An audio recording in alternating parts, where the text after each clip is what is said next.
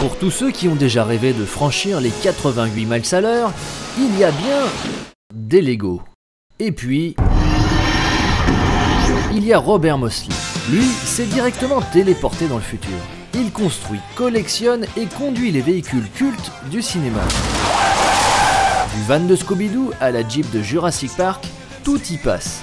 Des répliques criantes de vérité, reproduites par une bande de geeks un peu allumés, qui ont même fait de leur activité un show télé aux États-Unis. Bienvenue chez Vidéo Bob. C'est à Duncanville, dans la banlieue de Dallas, au Texas, qu'habite Robert Mosley, alias Vidéo Bob. À 41 ans, cet ex-producteur de clips accumule sur les murs de son salon des disques d'or et autres guitares ayant appartenu au grand nom du hard rock. Ça, c'est celle du guitariste de Kiss, celle-là de Pantera, Slayer, Ozzy Osbourne, Anthrax, Metallica. Mais les véritables trésors de Vidéo Bob se trouvent à quelques kilomètres de là, dans son atelier Bob's Prop Shop.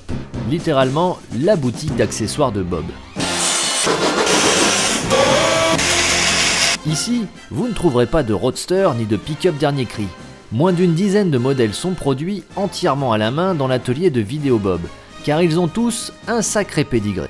Voici une réplique de la Jeep de Jurassic Park, le van de Scooby-Doo, celui de l'agence Tourisque, SOS Fantôme, K2000, Robocop, Retour vers le futur. Des véhicules de cinéma qui n'ont pourtant servi dans aucun de ces films, car Vidéo Bob construit des répliques à l'identique pour les vendre à des particuliers. Comme cette Pontiac Firebird Trans Am de 1982 qui fut rendue célèbre par une des séries les plus regardées dans les années 80. K2000, c'est la voiture dont rêvaient tous les petits garçons. Pourtant, sous le capot, il n'y a en réalité qu'un V8 de 5 litres avec un moteur à injection développant 175 chevaux. Mais pour Vidéo Bob, l'atout séduction de cette voiture est ailleurs. Elle fonctionne exactement comme celle de la série. Là, vous pouvez presser des boutons et ils font du bruit. Des boutons qui bipent, des diodes qui s'allument et une fonctionnalité que les fans apprécieront tout particulièrement. La voix originale de Kit qui vous répond comme l'intelligence artificielle de votre smartphone. Car il n'y a pas de gadget dans les répliques de Vidéo Bob. Ça, c'est le compte-tours. Là, il y a la température du moteur, celle de l'huile. Là, on a les clignotants. Et là, le compteur de vitesse. Tout fonctionne réellement, car les voitures de Vidéo Bob ne sont pas vraiment faites pour rester au garage.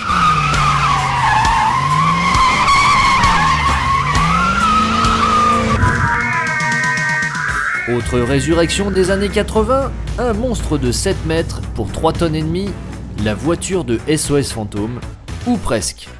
Dans le film original, ils ont utilisé une ambulance Miller Meteor de 1959. Celle-ci date de 1960. L'arrière est un peu plus découpé, mais relativement similaire à l'original.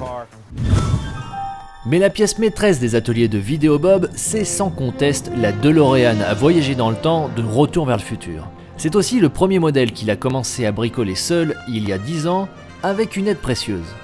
Je suis devenu ami avec Kevin Pike, le superviseur des effets spéciaux du film. Il m'a donné des storyboards, des croquis originaux et surtout les guides techniques de construction des DeLorean réalisés pour le film Retour vers le futur.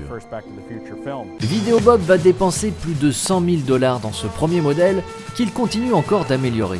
Il équipe entre autres le moteur PRV V6 de manche à air et inclut un système GPS qui déclenche le convecteur temporel lorsque le véhicule franchit les 88 miles à l'heure.